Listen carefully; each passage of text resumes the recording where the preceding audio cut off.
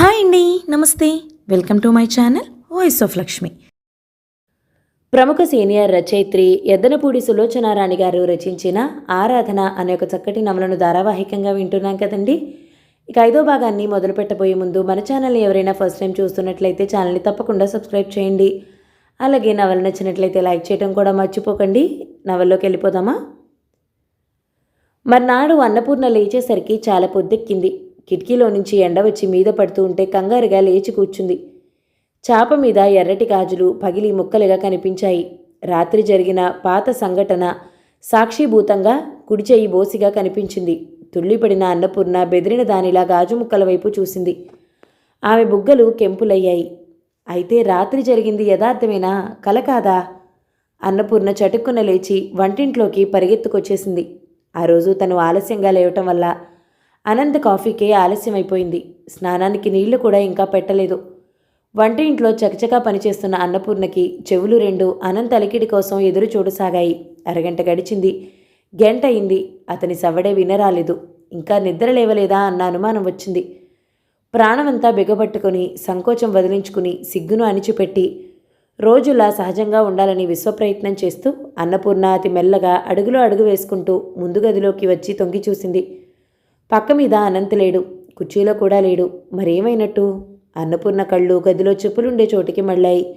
అక్కడ అతని బూట్లు లేవు. అంతేకాదు, వీధి తలుపు దగ్గరికి వేసింది. అన్నపూర్ణ నిట్టూర్పు విడిచింది. అనంత్ నిద్రలేచి తను గాఢ నిద్రలో ఉండటం చూసి లేపడం ఎందుకులే అని బట్టలేసుకెళ్ళిపోయాడన్నమాట. అప్పుడే నిద్రలేచి బయటికి వస్తున్న బాబు కళ్ళు నులుముకుంటూ పిన్నీ అని పిలిచాడు. అన్నపూర్ణ చప్పున వెళ్ళి వాణ్ణి ఎత్తుకుంది. అప్రయత్నంగా గుండెలకి హత్తుకుంది. ఈరోజు అన్నపూర్ణకి స్వర్గదారాలు తెరిచినట్టుగా ఉంది. లక్ష్మి కూడా లేచింది. మొన్న అనవసరంగా అబద్ధాలు చెప్పి అనంత మనసులో అనుమానం కల్పించిందని కోపం హఠాత్తుగా మాయమైంది. ఈరోజు ఈ బిడ్డలిద్దరూ అన్నపూర్ణకి తన సొంత రక్తంగా కనిపిస్తున్నారు. అనంత మనసు రాధకి అంకితమవని పర్వాలేదు. ఈ చిన్నపిల్లలిద్దరితో పాటు తనకి కూడా అందులో కాస్త స్థానం ఇస్తే అంతే చాలు. అంతకంటే ఇంకేమీ అవసరం లేదు. ఆ రోజంతా అన్నపూర్ణ మనసంతా పురివిప్పిన అడవి నెమలిలా నాట్యం చేస్తూనే ఉంది. 12 గంటలకే వంట ముగించుకుని ఇల్లంతా చక్కగా సర్ది అనంత్ కోసం ఎదురు చూడసాగింది అన్నపూర్ణ. ఈరోజు అతను రాగానే వంగి అతని కాళ్ళకి నమస్కరిస్తుంది. తను ఏమిటిది, ఎందుకు అని ఆశ్చర్యంగా అడుగుతాడు. తను కృతజ్ఞత నిండిన కళ్ళని ఎత్తి అతని వైపు చూస్తుంది. ఆ ఒక్క చూపుతో అతను తన హృదయం చదివేసేయగలడు. అనంత్ తెలివి గలవాడు, సూక్ష్మగ్రాహి, ఏదైనా ఇట్టే గ్రహించగలడు. కానీ అన్నపూర్ణ ఆలోచనలన్నీ వృధా అయ్యాయి. మధ్యాహ్నం భోజనానికి అతనింటికి రాలేదు. తొందర పని మీద ఉండిపోయి రాలేదని సరిపెట్టుకున్న అన్నపూర్ణకి సాయంత్రం అవుతూ ఉంటే అతన్ని చూడబోతున్నాననే ఆనందం అధికమైందే తప్ప తక్కువ కాలేదు. రాత్రి బాగా పొద్దుపోయిన తర్వాత వచ్చాడు. అతన్ని చూసి చూసి అలసిపోయిన అన్నపూర్ణకి అప్పుడప్పుడే నిద్ర రాసాగింది. ఎవరో తలుపు తట్టిన శబ్దం వినిపించటంతో గబాలన లేచి ఒక్క ఉదుటున తలుపు తెరిచింది. ఎదురుగా అనంత్ నిలబడి ఉన్నాడు. వీధి దీపం అతని మీద పడుతూ ఉండటం వల్ల అతని ముఖ కవళికలు స్పష్టంగా కనిపిస్తున్నాయి. ముఖం కమిలిపోయినట్టుగా ఉంది. కళ్ళు లోపలికి గుంజుకుపోయాయి. జుట్టు రేగిపోయింది. బట్టలు నలిగిపోయాయి. మనిషి నిటారుగా నిలబడటానికి శక్తి లేనివాడిలా గోడకి ఆనుకుని నిలబడ్డాడు. ఉదయం నుంచి కలల అలల మీద పూలనావలా తేలిపోతున్న అన్నపూర్ణ హఠాత్తుగా ఒక్కసారిగా వాస్తవంలోకి వచ్చింది. పూర్ణ, అతని కంఠం బొంగురుగా భారంగా ఉంది. మాట ముద్దు ముద్దుగా ఉంది. 2 చేతులు జోడించి నమస్కరిస్తూ నన్ను క్షమించు. రాత్రి పశువులా ప్రవర్తించాను. మాట పూర్తి చేయలేక చేస్తున్నట్టుగా ఓ వేలు ఆకాశం వైపు చూపించి పైనున్న రాధకి కిందనున్న నీకు ఇద్దరికీ అన్యాయం చేశాను అన్నాడు. అన్నపూర్ణ వెనక్కి తగ్గి వెర్రిదానిలా చూస్తూ నిలబడింది. అనంత్ కొద్దిగా తూలుతూ లోపలికొచ్చాడు. గదిలోకి వెళ్ళబోయే ముందు క్షణమాగి అన్నాడు. అమ్మ బలవంతం మీద పిల్లల కోసం నీ మెళ్ళో తాలి కట్టాను తప్ప నిన్ను నేను ఏనాడు నా భార్య అనే దృష్టితో చూడలేదు. నిజం, నాకు చాలా బాధగా ఉంది. భరించలేనంత నరకంగా ఉంది. గుండె పట్టుకుని లోపలికి వెళ్ళిపోయాడు. ఇటువైపు తిరగకుండానే అలాగే నిలబడి వెనక్కి చేతులు పోనించి తలుపులు మూసేసి గడియ పెట్టాడు.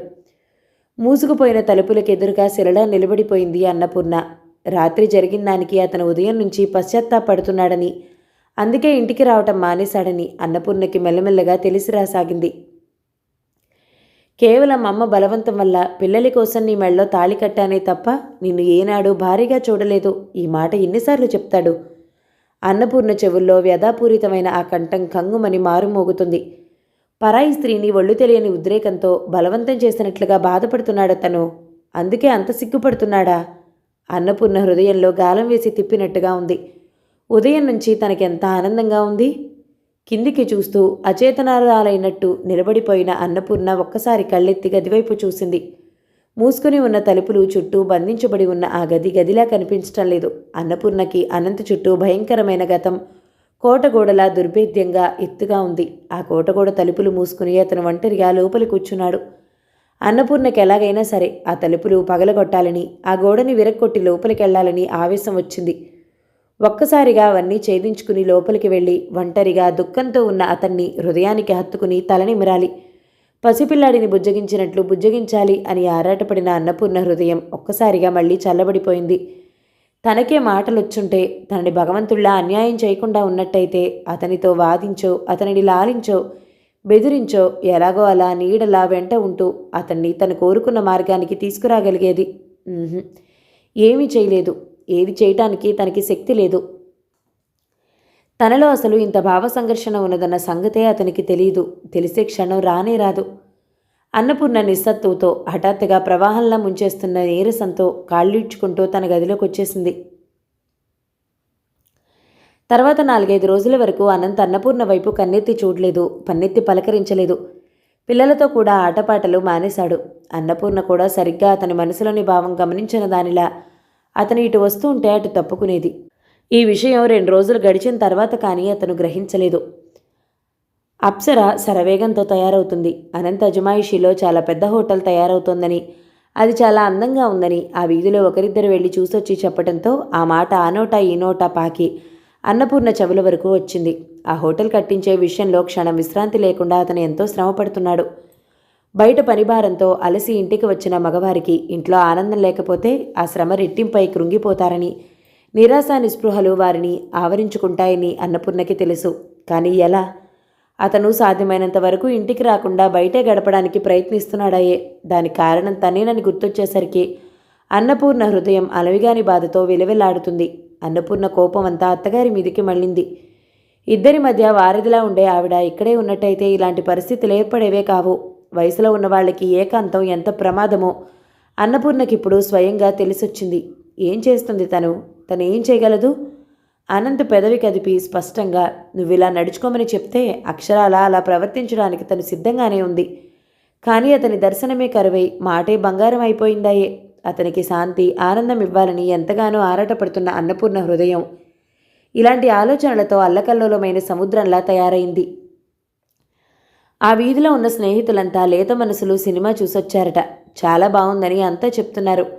నాన్న నేను వెళ్తాను అంటూ ఆ రోజు ఉదయం లక్ష్మి మారం చేసింది. వెళ్ళు, డబ్బిస్తాను అన్నాడు అనంత్. వాళ్ళంతా వాళ్ళ నాన్న అమ్మలతో చూశారు. నన్ను తీసుకెళ్ళు, రేపు నేను కూడా మా నాన్నతో చూశానని చెప్తాను అంది లక్ష్మి గునుస్తూ. అనంత్కి లక్ష్మి చిన్నారి మనసులో ఉన్న అసలు ఆరాటం అర్థమైంది. నేను కూడా వస్తానంటూ బాబు గెంతులేశాడు. సరే, సాయంత్రం త్వరగా వస్తాను. నువ్వు తమ్ముడు బట్టలు వేసుకుని రెడీగా ఉండండి అని చెప్పి అనంత్ వెళ్ళిపోయాడు. సాయంత్రం అతను వచ్చేసరికి పిల్లలిద్దరూ అప్పటికి గంట క్రితమే రెడీ అయ్యి తండ్రి కోసం 1000 కళ్ళతో ఎదురు చూస్తున్నారు. అన్నపూర్ణ లక్ష్మి చేత కాఫీ పంపింది. మామూలుగా అయితే తనే స్వయంగా తెచ్చి అక్కడ పెట్టి వెళ్ళేది. ఈ 4-5 రోజుల నుంచి లక్ష్మి చేత పంపిస్తుంది. లక్ష్మి అడుగులో అడుగు వేసుకుంటూ ఎంత జాగ్రత్తగా తెస్తున్నా సరే కప్పులో కాఫీ చింది గౌను నిండా పడింది. మీ పిన్న ఏం చేస్తుంది? కాఫీ తెచ్చిచ్చే తీరుబడి కూడా లేదా? అనంత్ కావాలనే కఠినంగా అన్నాడు. ఆ మాటలు అతను ఎవరిని ఉద్దేశించి అన్నాడో అని, ఆ వ్యక్తి చెవులను తాకాయో లేదో అని భగవంతుడికే తెలియాలి. కానీ ఆ చుట్టుపక్కలకు ఆమె వచ్చినట్టు ఎలాంటి అలికిడి వినిపించలేదు. అనంత్ తను కూడా ముఖం కాళ్ళు చేతులు కడుక్కుని బట్టలు మార్చుకుని వంట ఇంటి వైపు వచ్చాడు. అన్నపూర్ణ వంట పనంతా అయిపోయినట్టుంది.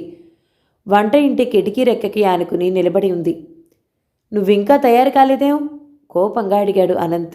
అన్నపూర్ణ ఉలిక్కిపడిన దానిలా చూసింది. మాతో కలిసి రావటం నీకు ఇష్టం లేదా? లేక ప్రత్యేకంగా నీకు చెప్పలేదని నా మీద అలక వహించావా? అతని ధోరణి ఏమిటో బొత్తిగా అర్థం కాని దానిలా కళ్ళెత్తి చూసింది అన్నపూర్ణ. ఆ కళ్ళలో ఏదో అలసట దిగులు చూసేసరికి అనంత్ కావాలని తెచ్చిపెట్టుకున్న కఠినత్వం కరిగిపోసాగింది. 5 నిమిషాల్లో తయారైరా, టైం అయిపోతుంది. గిరుక్కను వెనక్కి తిరిగి వెళ్ళిపోయాడు. అతను ఆదేశించినట్లుగానే అన్నపూర్ణ 5 నిమిషాల్లో తయారై బయటికి వచ్చేసింది. అలంకరణ అంటూ ఏదీ లేదు. ముఖం కడుక్కుని జడేసుకుని ఇస్త్రీది వాయిల్ చీర కట్టుకుని బయటకొచ్చింది. తలంటి పోసుకుని ఉండటం వల్ల జుట్టు వదులుగా చెంపల మీదకి జారి ఉంది. ఆ ముఖానికి పక్కపాపిడి వింత అందాన్ని తెచ్చింది. ఇల్లు తాళం వేసి భార్యతో పిల్లలతో మొదటిసారిగా ఎక్కడికో బయలుదేరి వెళ్తున్న అనంత్ని ఆ వీధిలో అందరూ విచిత్రంగా చోద్యంగా చూడసాగారు. కాపురానికి వచ్చి ఇన్ని రోజులైనా ఆ వాడలో చాలామందికి అన్నపూర్ణ ఎలా ఉంటుందో తెలీదు. ఆమె ఏనాడు బయటికి రానే రాదు. ఒకవేళ తప్పనిసరిగా ఏదైనా పని మీద వచ్చినా ఎవరైనా చూస్తున్నారని తెలిస్తే మెరుపులా చటుక్కున ఇంట్లోకి పారిపోతుంది. వీధిలో నిలబడి ఉన్నవాళ్లు ఇంట్లో ఉన్నవాళ్లకి సైగలు చేసి చప్పున రమ్మని పిలిచి అన్నపూర్ణని అనంత్ని చూపించారు. పిల్లకేమో బంగారంలా ఉంది అనుకున్నారు కొంతమంది. పాపం మూగది కాబట్టి అతని జీవితంతో అలా కలిసిపోయిందేమో అనుకున్నారు ఇంకొంతమంది. సినిమాలో కూర్చున్నప్పుడు అందరూ సినిమా చూస్తూ ఉంటే కుర్చీలో వెనక్కి వాలి కూర్చున్న అనంత్ అన్నపూర్ణని దీక్షగా చూడసాగాడు. ఆమె సర్వం మరిచి సినిమా చూడటంలో నిమగ్నురాలైపోయింది. ఒంటి నిండా పమిట కప్పుకుని బుద్ధిమంతురాలిగా నిదానస్తునాలిగా కూర్చుని ఉంది. అన్నపూర్ణ నోటికి మాట్లాడే శక్తి లేకపోయినా కళ్ళలో భావాలు స్పష్టంగా కనపరచగల వింత శక్తి ఉంది. అప్పుడు ఎంతో అందంగా ఎంతో సౌమ్యంగా ఉన్న ఈ అన్నపూర్ణ అవసరం వస్తే పులిలా చూడగలదు. కళ్ళతో నిప్పులు కురిపించి ఎదుటివారి ఆలోచనా శక్తిని మార్చి భస్మం చేయగలదు. ఇంత క్రితం వంట ఇంట్లో దిగాలిగా నిలబడి ఉన్న అన్నపూర్ణకు ఈ అన్నపూర్ణకు పోలికే లేదు. తను ఆలోచన లేకుండా మూర్ఖంగా ఇంట్లో వదిలేసి వచ్చినట్లయితే ఏ మూలనో తలవంచు కూర్చుని ఏడుస్తూ ఉండేదేమో అన్నంత దీర్ఘంగా శ్వాస తీసుకుని విడిచాడు. అన్నపూర్ణకి తన నుంచి అనురాగం లభించకపోవచ్చు, కానీ మామూలు ఆదరాభిమానాలకి లోటు జరగకూడదు. తన హృదయం నిండా రాధమూర్తినే ప్రతిష్ఠించుకున్న మాట నిజమే. తాళి కట్టినందుకు ప్రతిఫలంగా భర్తగా నిర్వర్తించవలసిన కర్తవ్యాన్ని నిర్వర్తించి తీరాలి. తనను పెళ్లాడటం అనేది మూగదనాన్ని మించిన మరో మహాదురదృష్టం అని అన్నపూర్ణ ఏనాడు అనుకోకూడదు. సినిమా అయిపోయిన తర్వాత ఇంటికి వస్తూ ఉండగా దోవలోనే పిల్లలిద్దరూ నిద్రపోయారు. అన్నపూర్ణ ఇంటికి రాగానే చకచకా వాళ్ళకి పక్కలు సిద్ధం చేసింది. వాళ్ళలా నిద్రపోతూ ఉండగా సులువుగా బట్టలు మార్పించేసి బూట్లు విప్పి పడుకోబెట్టింది. అన్నపూర్ణ ఈ పనులు నెరవేర్చే లోపల అనంత్ భోజనం పూర్తయింది. వంట ఇంట్లో పని పూర్తి చేసుకుని పడుకోబోయే ముందు మంచినీళ్లు తెచ్చి అనంత్ గదిలో టేబుల్ మీద పెట్టిపోతూ ఉండగా అనంత్ అడిగాడు, ఎలా ఉంది సినిమా? బాగానే ఉంది అన్నట్టు తల ఊపింది. మంచినీళ్ళు ఇచ్చి వెళ్ళిపో. గ్లాస్లో పోసి తెచ్చి ఇచ్చింది. నీళ్లు తాగేసి గ్లాస్ తిరిగిచ్చేస్తూ, పూర్ణ, ఈ 4-5 రోజుల నుంచి నా ప్రవర్తన నిన్ను బాధ పెట్టిందా అని అడిగాడు. అనుకోకుండా హఠాత్తుగా వచ్చిన ఈ ప్రశ్నకి తెల్లబోయి చూసిందామె. అన్నపూర్ణ కళ్ళలోకి సూటిగా చూస్తూ ఎంతో మృదువుగా అన్నాడతను, పూర్ణ, నువ్వు సంతోషంగా ఉండాలి.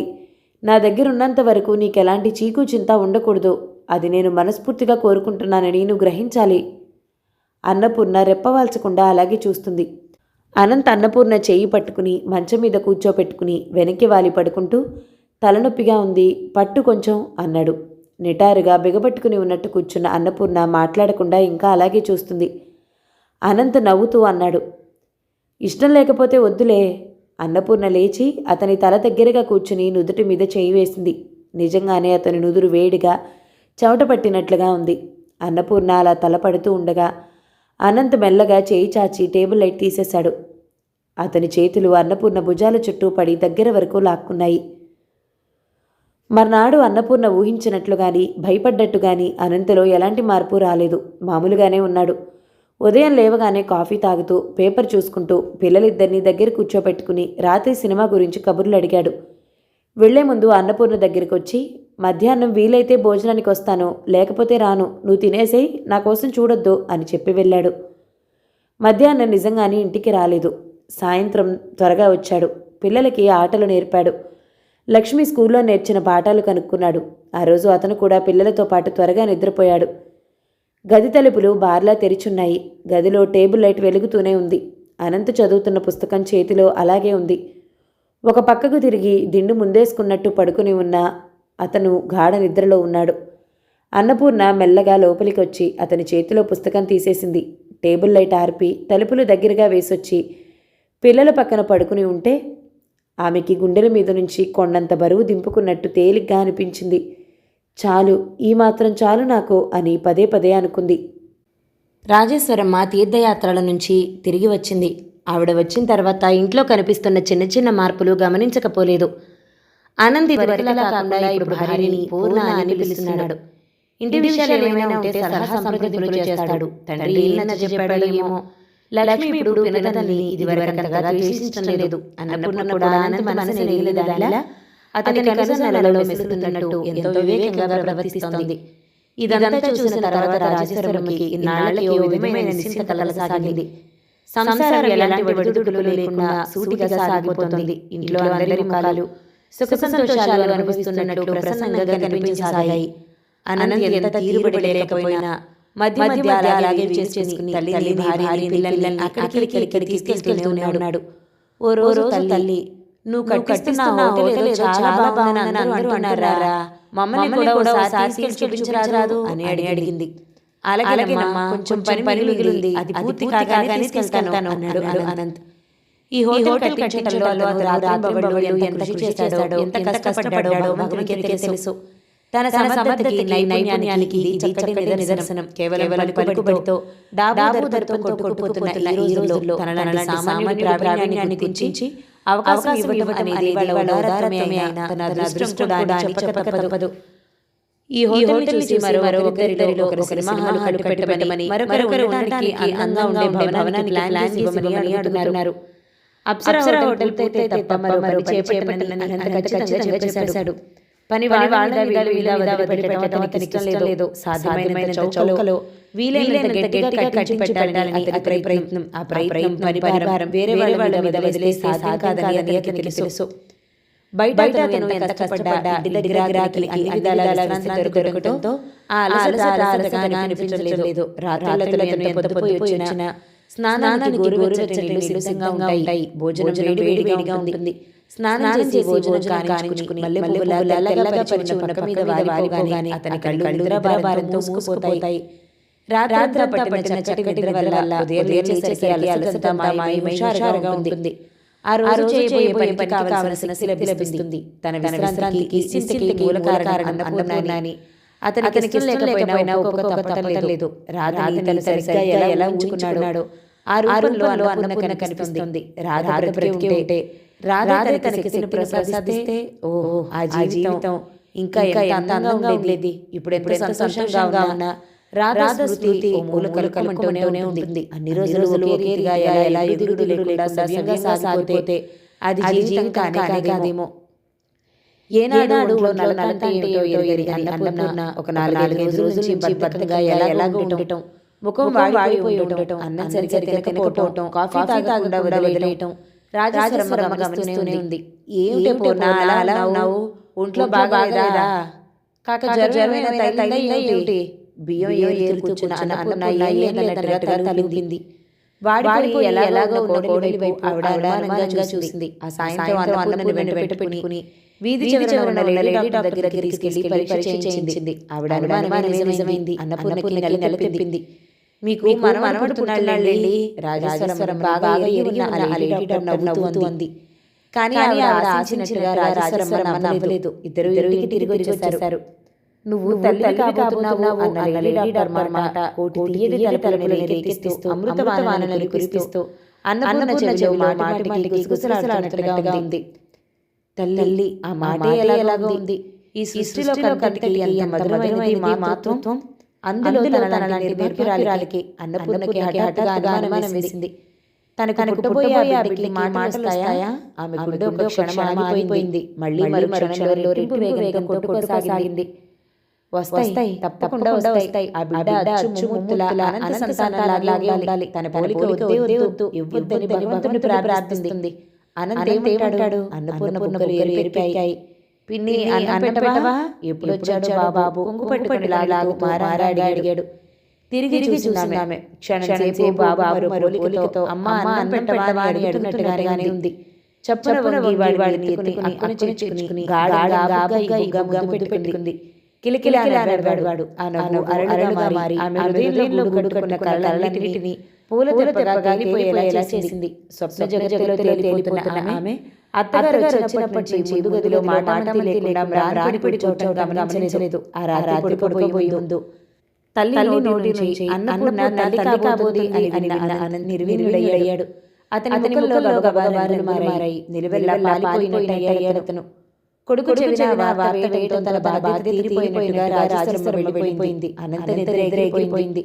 మంచం మీద పడుకున్నాడన్న మాట కానీ కిటికీకే రాలేదు. అన్నపూర్ణ తల్లి కాబోతుంది. అందులో విచిత్రమేమీ లేదు. కానీ అందులో తన పొరపాటు చాలా ఉంది. తన అలా బలహీనతకు దాసు కాకపోయినట్టయితే ఈ సమస్య తల్లిదే కాదు. ఇప్పుడంటే పిల్లలు కాబట్టి ఆమె లక్ష్మి బాగా చూస్తుంది. రేపు తనది సంతానం కలిగి చూడకపోవచ్చు. అదొక్కటే నా సమస్య. ఇంకెన్ని సంసార భారం పెరుగుతుంది. మరో మనిషి యొక్క భవిష్యత్తు చూడాల్సిన బరువు తన మీద పడుతుంది. సాధ్యమైనంత ఎక్కువ సంపాదించాలి. వీలైనంత పొదుపు చేసి డబ్బు కూడబెట్టి రారు పేరు మీద ఏదో ఒక మంచి కార్యం చేయాలని అతని జీవితాశయం. దానికి ఆటంకం కావచ్చు. సంతానం కలగానే ఎక్కడా లేని స్వార్థం పుట్టుకొస్తుంది. 10 మందిలో తన బిడ్డ ఉన్నతంగా ఉండాలని కోరుకోదు. అన్నపూర్ణలో ఇప్పటి సహనం ఔదార్యం మెల్లగా అంతరించొచ్చు. అయినా తను ఆమె పిల్లల కోసం పెళ్ళాడలేదే. తనకున్న వాళ్ళు చాలు, కొత్త వాళ్ళు అవసరం లేదు. అతను ఒక నిశ్చయానికి వచ్చాడు. తర్వాత అతనికి నిద్రపట్టేసింది.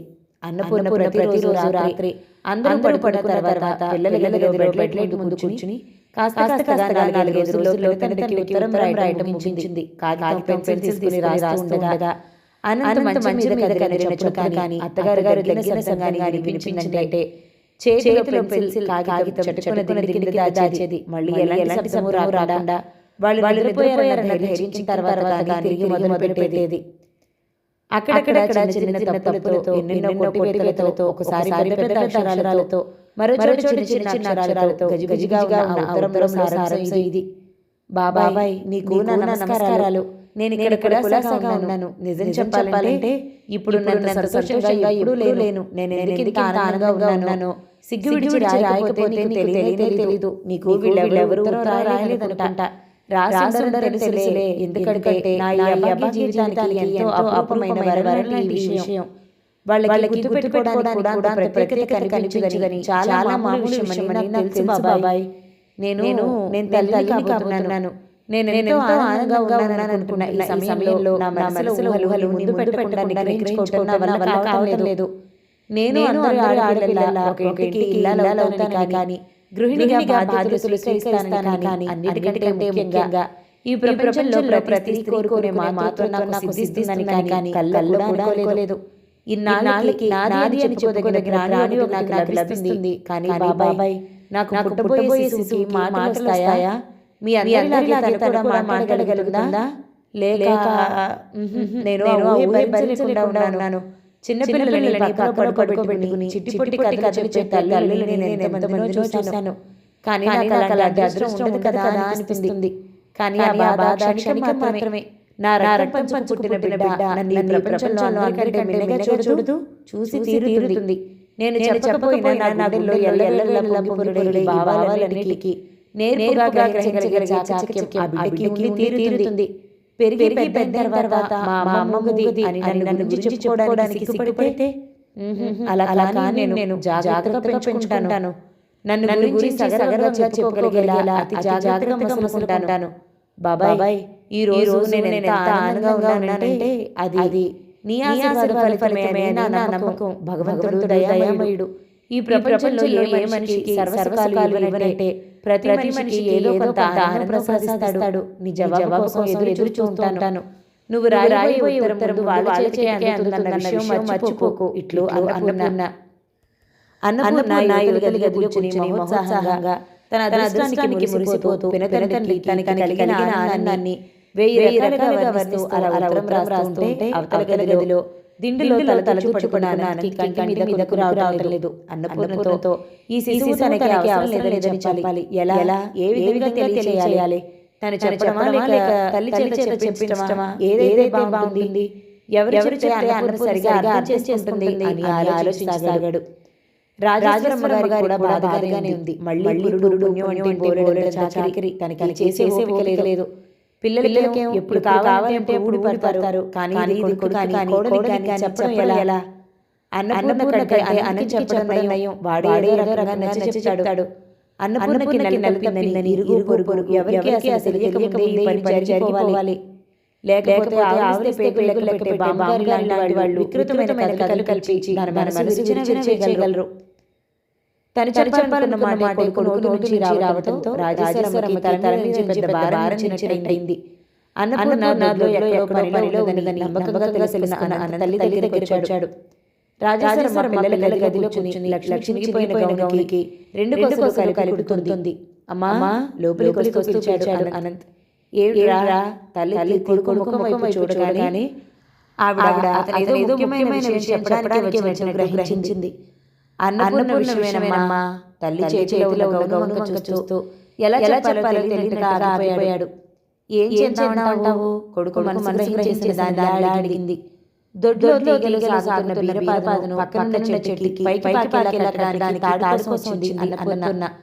వంటగది ఉన్న గదిలో అరలో పైన ఎప్పుడో పెట్టిన తాడుని మునివేళ్ల మీద నిలబడిపోతున్న అన్నపూర్ణ అనంత గొంతు ఆగిపోయింది. అతను అంటున్నాడు, నేను లేడీ డాక్టర్ మాట్లాడానమ్మా. సాయంత్రం అన్నపూర్ణని తీసుకురమ్మంది. ఎక్కువ నెలలు లేవు కాబట్టి ఒక్క ఇంజెక్షన్ చాలు అంది. సరే తీసుకెళ్ళి మరి. కానీ దానికి విషయం తెలియకుండా ఉండడం మంచిదేమో. నేను డాక్టర్కి చెప్తాను. అన్నపూర్ణ గుండె ఆగిపోయింది. ఏమిటి వాళ్ళు మాట్లాడలేదు? ఇంజెక్షన్ ఎవరికి? ఎందుకు? తనకే స్పష్టంగా తెలుస్తూనే ఉంది. అంటే వాళ్ళకి అన్నపూర్ణకి ఆలోచించే శక్తి పోయింది. కాళ్ళలో వణుకు ప్రారంభమైంది. ముఖం నిండా చలచలలున్నాయి. గుండె వేగంగా కొట్టుకోవడం ప్రారంభించింది. తడబడుతున్న కాళ్ళతో ఎలా దొరికి వచ్చేసిందో తనకే తెలియదు. బావి గట్టు మీద చేయి వేసి నిలబడింది. అర్థం కాని భయంతో ఆందోళనతో అన్నపూర్ణ చిగురుటాకులా కంపించిపోతుంది. ఏమిటి వాళ్ళ ఆలోచన? తన గర్భంలో ప్రాణం పోసుకుంటూ తనకెంతో ప్రియమైన శిశువుని అంతం చేయాలని చూస్తున్నారా? ఎందుకు? వాళ్ళకి బాధ వచ్చింది. అన్నపూర్ణ నిండా చెమటలు పట్టాయి. చాలాసేపు నిర్జీవంగా అక్కడే నిలబడిపోయింది. సాయంత్రం అప్పుడే బయట వచ్చిన అనంత్ సరాసరి అన్నపూర్ణ గదిలోకి వస్తూ, పూర్ణాలే డాక్టర్ తీసుకెళ్తాను అన్నాడు. పరుపు మీద వాలిపోయిన కూర్చుని అన్నపూర్ణ మెల్లగా లేచి సరిగ్గా కూర్చుంది. తల్లి భయంగా అతని వైపు చూసింది. అతని ముఖం మామూలుగానే ఉంది.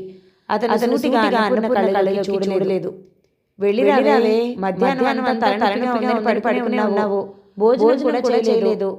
ఆ సంగతి కూడా ఆవిడతో చెప్పరా అంది రాజేశ్వరమ్మ.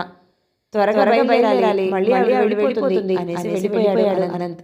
అన్నపూర్ణ తప్పనిసరిగా లేచి చీర మార్చుకుని వచ్చింది. ఒక్క క్షణం అనంతతో ముఖాముఖి ఈ విషయం ఎత్తి తనకంతా తెలిసినని చెప్పి తను చేస్తే ఆ డాక్టర్ దగ్గరికి వాదన పెట్టుకోవాలని అన్నంత ఆవేశం వచ్చింది. కానీ ఎలాగో నిగ్రహించుకుంది. ఇలా అడుగుడికి మాటలు రాని అసతాతోటి ముఖాలతో తనని వేధించడం ఎంత విషాదం. కొడుకు కలిసి వెళ్తే వెనక నుంచి గుమ్మంలో నిలబడి రాజేశ్వరమ్మని విడిచింది. కాలం ఎంత మారింది. ప్రతి పని ఎంతో సులభమైపోయిన రోజులివి. ఇదివరకే ఎంత బాధో, ఎంత గొడవో. ఆ గొడవ తట్టుకోవాలంటే ఎంత భయం. అన్నపూర్ణ అనంత్ ఇద్దరు లోపలికి వెళ్ళేసరికి లేడీ డాక్టర్ లోపలికి ఎవరో పరీక్ష చేసింది. ఇద్దరు విజిలెన్స్ రూమ్లో కూర్చున్నారు. అన్నపూర్ణ కళ్ళలో మాటిమాటికి ఉబికిపోతున్న నీటిని పెదవులు బిగబిగబడి ఎలాగో నిగ్రహించుకోసాగింది. ఆ గది అక్కడ చిన్నపిల్లల ఫోటోలు ఉన్నాయి. వాటిని చూస్తుంటే ఇంకా ఎలాగో ఉంది. ఎంత ముద్దుగా ఉన్నారా పిల్లలు. వాళ్ళని కన్నా తల్లిదండ్రులు ఎంత అదృష్టవంతులో. తన గర్భంలో మెదులుతున్న శిశువు తనకి దక్క తెలిసిన క్షణం నుంచి అన్నపూర్ణకి ఎలాగో ఉంది. తను ఎందుకని కలలు కంది, ఎందుకని ఊహలు అల్లుకుంది. తన మీద తనకి కోపం రాసాగింది. ముందు గదిలో కూర్చున్న వీళ్ళకి లోపల గదిలోంచి మాటలు వినిపించసాగాయి. ఏం భయం లేదు, అంతా సరిగానే ఉంది. మరో 3 నెలలు పట్టామంటే 12 పాపాపై నెత్తుకుంటావు. 3 నెలలంటే ఎంత, 3 నిమిషాల్లో తిరిగిపోవు అంటుంది లేడీ డాక్టర్. ఏమోనమ్మా, ఈసారి చేసే సలవల్లా ఈ బిడ్డన మాకు దక్కితే అదే 10,000. మా ఊడికి పిల్లలంటే ఎంత పాను అని అంటుంది మరో కంఠం. ఏం పర్వాలేదు, నువ్వు ధైర్యంగా ఉండు. నువ్వు మీ ఆయన పిల్లాన్ని మా క్లినిక్ నుంచి వెళ్ళకపోతే చూడు. ఇదిగో ఈ మందులు మర్చిపోకుండా తీసుకో. అమ్మో, నేను వచ్చిన మా వారు మరుస్తాడేమిటి, పానసేడు. నవ్వు వినిపించింది. మళ్ళీ పరీక్ష చేస్తా. అలాగే అమ్మా వస్తా ఇద్దరూ బయటకు వచ్చారు. లేడీ డాక్టర్ రాగానే అనంత్ లేచి నిలబడి నమస్కారం చేశాడు. ఆవిడ ప్రతి నమస్కారం చేసి అన్నపూర్ణని చూసి చిరునవ్వు నవ్వింది. అన్నపూర్ణ గదిలో నుంచి వెళ్తున్న ఇంకో వ్యక్తిని చూస్తుంది. డాక్టర్ ఇంత క్రితం పరిచయం ఆ వ్యక్తి నల్లగా పొట్టిగా కొద్దిగా వికృతంగా ఉన్న ఎత్తుగా ఉన్న పొట్టతో ఒక విధమైన హుందాతనంతో నడిచి వెళ్తుంది. ఆ ముఖంలో తల్లిని కాబోతున్నాననే తృప్తి స్పష్టంగా కనిపిస్తుంది. లోపలికి రమ్మా, లేడీ డాక్టర్ మృదువుగా పిలిచింది. అన్నపూర్ణ లేచి లోపలికి వెళ్ళింది. కూర్చో, ఒక క్షణం, ఇప్పుడే వస్తా. లేడీ డాక్టర్ అన్నపూర్ణని కూర్చోబెట్టి మళ్ళీ బయటికి వెళ్ళింది. ఆవిడ ఇంగ్లీష్లో ఏవో అడిగింది. అతను సౌమ్యంగా ఎంతో మర్యాదగా జవాబులిస్తున్నాడు. ఇంతలో ఎవరు వచ్చారు. ఆవిడ వాళ్ళతో మాట్లాడటంతో 10 నిమిషాలు గడిచాయి. వచ్చిన వాళ్ళు వెళ్ళిన తర్వాత ఆవిడ ఏదో మాట్లాడుతున్నారు. లోపల గదిలో కూర్చుని అన్నపూర్ణ కళ్ళు పెద్దవి చేసి బీరువాలో వరుసగా ఉన్న మందుల వైపు చూస్తుంది. ఇందులో దరిద్రపు మందు తన ఆనందాన్ని హరించబోతుంది. ఏ సూది తన గుండెల్లో గుచ్చుకోబోతుంది.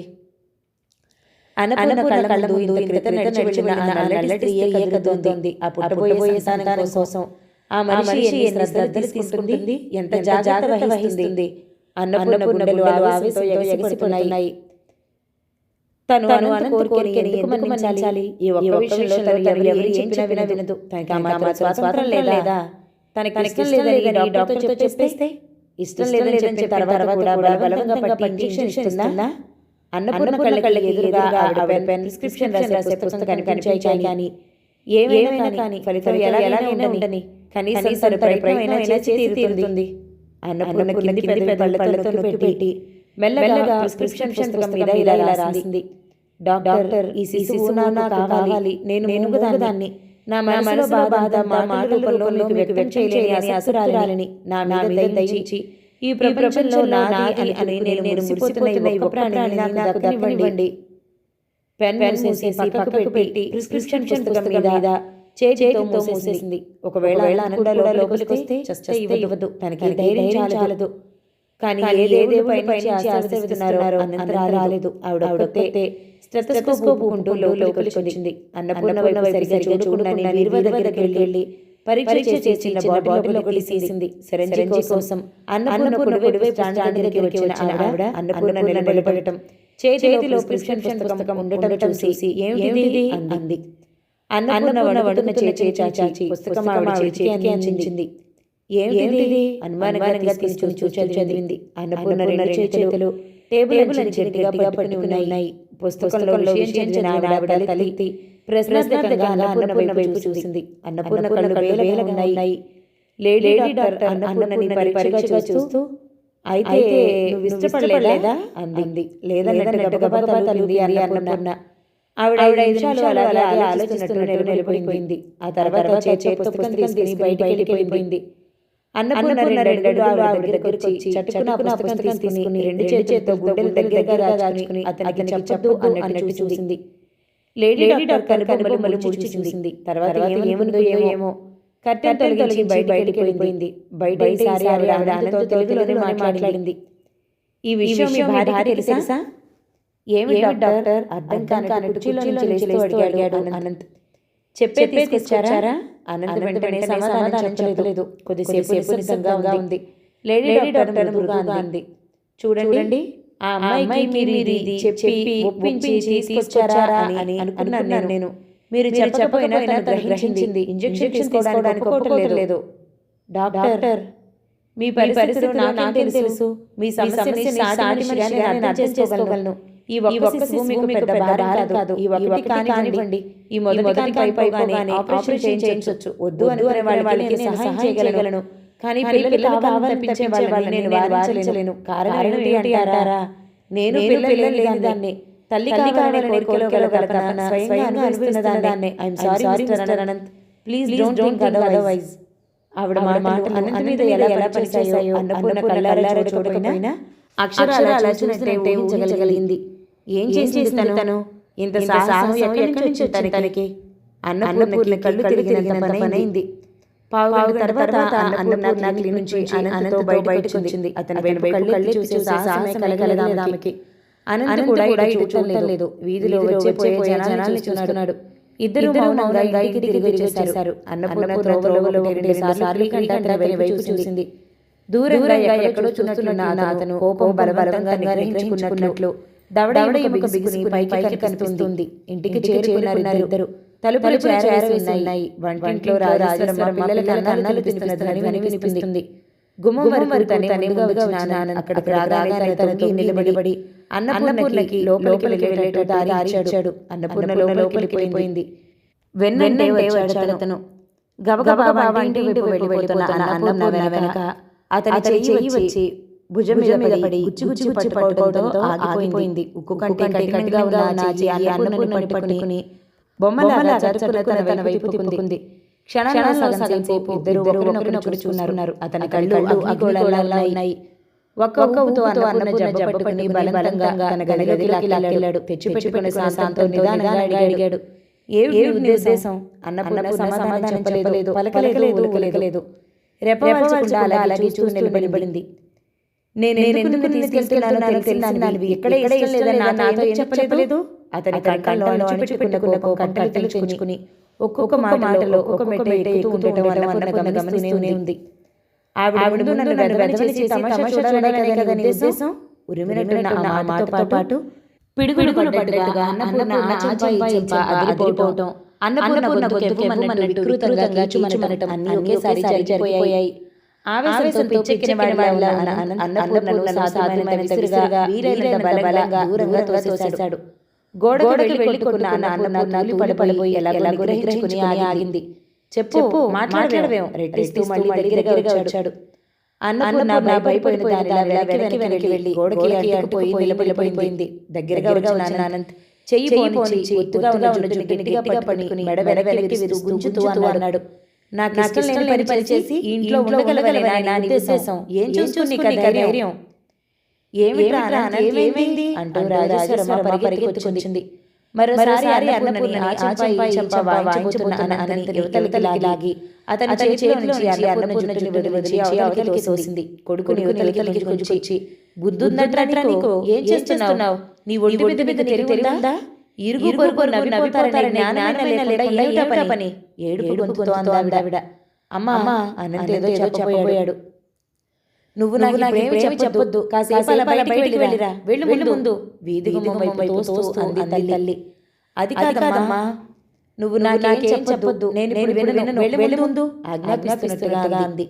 అనంత్ మాట్లాడకుండా సుడిగాలిలా బయటికి వెళ్ళిపోయాడు. పిల్లలిద్దరూ అన్నాలు వదిలేసి పరిగెత్తుకొచ్చి ఎంగిలి చేతులతో గొడవకి కారణమే తెలియక బిక్కముఖాలతో చూస్తున్నారు. వాళ్ళని లోపలికి పంపి రాజేశ్వరమ్మ కోడలి తిరుగుతూ అంది, ఏమైంది? మోచేయి కొట్టుకుపోయి రక్తం వచ్చిన చోటు చూసుకుంటున్నాను తల తిప్పింది. ఏమీ లేదంటే వాడికి కోపం రాగానే వరకు చూడలేదు. ఏమైంది అసలు? అన్నపూర్ణ సమాధానం చెప్పలేదు. డాక్టర్ ఇంజెక్షన్ ఇచ్చిందంటే నీకు? అనుమానంగా చూస్తూ అడిగింది ఆవిడ. ఇవ్వలేదన్నట్టుగా తలూపింది అన్నపూర్ణ. రాజేశ్వరమ్మ సంగతి ఏమిటో సగం అర్థమైంది. చిత్రం అన్నపూర్ణకి భయమే వేయలేదు. ఎవరైనా అనుకొని ఏది ఏమైనా కానీ తన బిడ్డ తన గర్భంలో క్షేమంగా ఉంది అనుకున్నది ఫలించింది. అదే తనకు కావాలి. గడ్డంపై పైకి నిర్లక్ష్యంగా గదిలోకి వెళ్ళిన కోడల్ని వెనక నుంచి రాజేశ్వరమ్మ విచిత్రంగా చూడసాగింది. 5వ భాగం సమాప్తం. మిగతా నవల తర్వాతి భాగంలో వినామండి. నవల కనుక మీకు నచ్చినట్లయితే లైక్ చేయండి, షేర్ చేయండి, మంచి కామెంట్ చేయండి. మన ఛానల్ని తప్పకుండా సబ్స్క్రైబ్ చేయండి. తర్వాతి భాగంలో మళ్ళీ కలుద్దాం. అంతవరకు సెలవు మరి. Thank you so much for watching. నమస్తే.